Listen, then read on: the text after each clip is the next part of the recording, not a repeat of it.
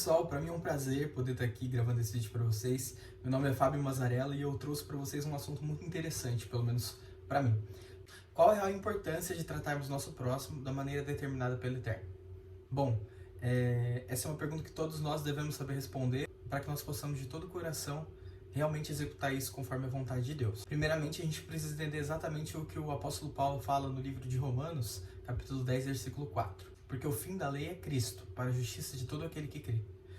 A palavra grega para fim vem do grego telos, que significa finalidade. Então esse texto está apontando Jesus, o Messias, Yeshua, não como fim, encerramento, mas sim como a finalidade pela qual a lei foi feita.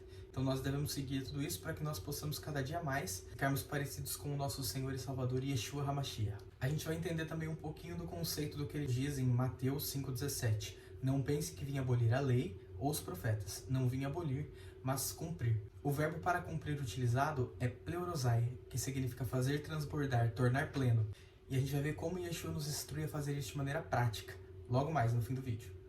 Em Mateus 22, 37 a 39, quando Jesus é questionado sobre qual o mandamento mais importante, ele diz o seguinte: amarás o Senhor teu Deus de todo o teu coração, de toda a tua alma e de todo o teu pensamento. Ele está parafraseando o livro de Deuteronômio, capítulo 6, versículo 5. E ele complementa a resposta dizendo: este é o primeiro e grande mandamento. E continua: e o segundo, que é semelhante ao primeiro, que é semelhante a este, é: amarás o teu próximo como a ti mesmo. Isso está no livro de Levítico, capítulo 19, versículo 18. Será que existe algo mais profundo por detrás dessa orientação de Jesus para nós? Vamos dar uma olhadinha sobre os maiores mandamentos do Eterno para nós. Os maiores mandamentos passados foram os que ele mesmo escreveu com seu próprio dedo no Monte Sinai e entregou ao seu servo Moisés. Lá ele deu 10 mandamentos, os famosos 10 mandamentos, sendo esses mandamentos expressos em duas placas, 5 em uma placa e 5 em outra placa.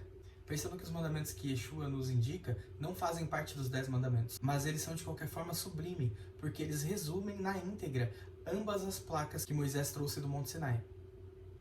Nós vamos fazer um exercício comparativo, conforme o próprio Jesus disse. O primeiro é semelhante ao segundo.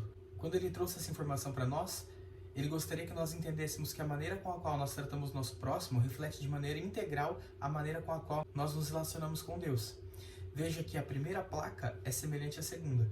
Vamos fazer um exercício e analisar os mandamentos. O primeiro da primeira placa e o primeiro da segunda placa, que seria o sexto mandamento. O segundo da primeira placa e o segundo da segunda placa, que seria o sétimo mandamento. E vamos ver se eles têm alguma correlação entre si.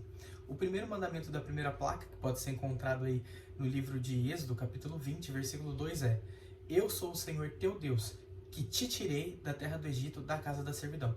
Veja que Deus está falando em primeira pessoa. Nessa ocasião, tinham cerca de 3 milhões de pessoas paradas à beira do Sinai, recebendo a instrução da boca do próprio Deus. Cada uma delas teve uma experiência própria, um relacionamento íntimo com o próprio Deus. Por isso ele não usa o plural, mas sim o singular, para mostrar que ele quer se relacionar de maneira pessoal com cada um de nós. Esse mandamento é muito curioso, porque se nós pararmos para pensar, nós todos já vivemos no Egito. É só pensarmos um pouquinho. O Egito é uma terra onde há ausência da execução das vontades de Deus, é uma terra recheada de idolatria, paganismo, misticismo, ocultismo, promiscuidade sexual e outros tipos de promiscuidade, deslealdade e injustiça. Então, se nós fizermos uma análise, é como se a nossa vida pregressa ao conhecimento de Yeshua HaMashiach, de Cristo e do seu Pai eterno, fosse uma associação direta ao Egito, onde o faraó é a própria representação de Satanás, o diabo. Por estarmos vivendo no Egito, nós conseguimos ver que estávamos claramente vivendo em pecado. E nós sabemos que o preço pago pelo pecado é a morte, conforme em Romanos 6,23. Ou seja, no momento em que Deus nos resgata através do seu Filho Yeshua, nos tira do Egito, nos tira do reino do diabo e nos passa para o reino de Deus, ele nos resgata de uma sentença certa de morte. Por isso, nós não devemos tirar a vida do nosso próximo. Essa é a associação direta do primeiro mandamento da primeira placa com o primeiro mandamento da segunda placa. Se Deus tirou a morte de sobre a tua cabeça, não tire a vida também do seu próximo. O segundo mandamento da primeira placa, a gente pode encontrá-lo nos versos 3, 4, 5 e 6 de Êxodo capítulo 20. Não terás outros deuses diante de mim. Não farás para ti imagem de escultura, nem alguma semelhança do que há em cima nos céus, nem embaixo na terra, nem nas águas debaixo da terra. Não te encurvarás a elas, nem as servirás. Porque eu, o Senhor teu Deus, sou um Deus ciumento. A palavra na tua Bíblia pode estar zeloso, mas em hebraico está escrito quiná, realmente ciumento. Eu sou um Deus ciumento. que visito a iniquidade dos pais e dos filhos até a terceira e a quarta geração daqueles que me odeiam, e faço misericórdia, ou seja, trago graça a milhares dos que me amam e aos que guardam os meus mandamentos. Então veja que o segundo mandamento é para nos impedir de termos relacionamento com outros deuses. O Eterno é um Deus ciumento e ele não aceita que nós nos comportemos de maneira promíscua. O que significa isso? Conforme o livro de Jeremias, capítulo 2, nós podemos constatar que o povo de Israel, e por consequência nós que somos enxertados no povo de Israel pela obra do Messias, somos noiva do Cordeiro. E ao sermos noiva do Cordeiro, nós não podemos ter nenhum tipo de relação ilícita ou espúria com os deuses, porque isso seria um adultério contra o Eterno. Por isso o segundo mandamento da segunda placa é: não adulterarás.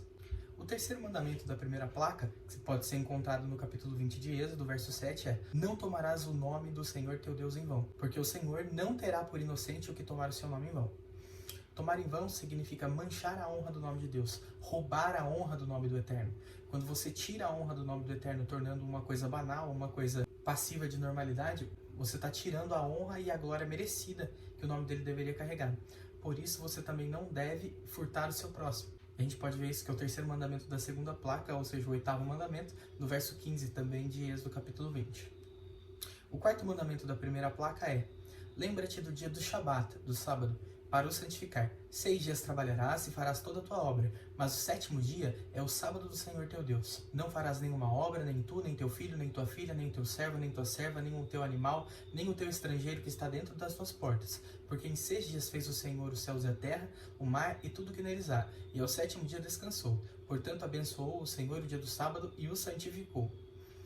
Quando nós guardamos o sábado, nós damos testemunho para o mundo que nós cremos em tudo isso que Deus constatou aqui nos versículos de 8 a 11 do livro de Êxodo, capítulo 20. Ou seja, quando guardamos o Shabat, fazemos sua vontade, nós mostramos para o mundo que realmente somos filhos do Deus Eterno e que acreditamos nele como a nossa redenção e a solução para os problemas do mundo e para a restauração da humanidade. Por isso, o quarto mandamento da segunda placa, ou seja, o nono mandamento, que pode ser encontrado no versículo 16, é: não dirás falso testemunho contra o teu próximo. O quinto e último mandamento da primeira placa é: honra teu pai e tua mãe, para que se prolongue os seus dias na terra, que o Senhor teu Deus te dá. Êxodo capítulo 20, versículo 12. Nós vemos aqui um relacionamento entre pai e filho. O teu pai e a tua mãe não são teu próximo. O teu pai e sua mãe são uma extensão de Deus na terra para você. Todos os seres humanos carregam parcela da imagem do Deus Eterno dentro de si, conforme o próprio livro de Gênesis mostra pra gente, que Deus criou o homem à sua imagem e semelhança, Tselem e Demut. Só que o teu pai e a tua mãe te geraram, deram através da força do Eterno vida a você. Então eles devem ser tratados por você com algo além do que seu próximo. Por isso eles se enquadram na primeira placa, que é a placa de como nós devemos nos relacionar com Deus. Deus escolheu cada pai, cada mãe, cada família de maneira correta para que você desenvolvesse as coisas que Ele gostaria que você desenvolvesse aqui na Terra. A escolha de Deus em colocar você na família em que você foi colocado não é mera obra do acaso, apenas sorte ou biologia ou qualquer outra coisa do tipo, mas sim a vontade do Eterno para que você evoluísse como servo que Ele gostaria que você fosse. E com isso nós encerramos olhando o quinto mandamento da segunda placa, que seria o 10º e último mandamento.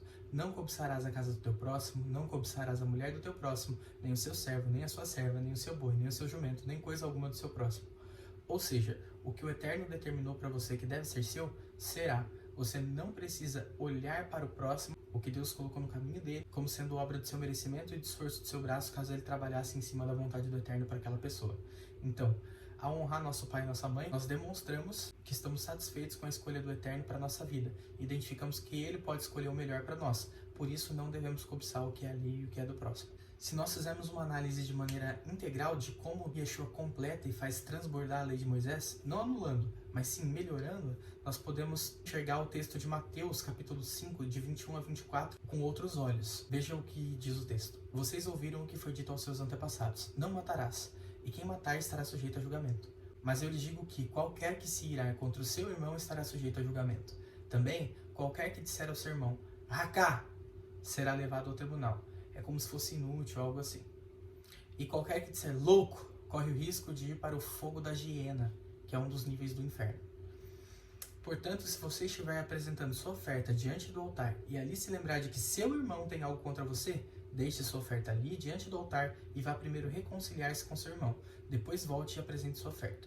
Veja que Jesus não fala, se o seu irmão tiver algo contra você e você estiver errado, vá até ele. Não, é só se ele tiver algo contra você. Então, mesmo que você estiver na sua concepção correto, você deve ir até o seu irmão e se reconciliar com ele, porque o Eterno vai se agradar mais disso do que da dádiva que você tem a entregar a ele. Ele é dono de tudo, ele é dono da terra, ele é dono de todas as coisas.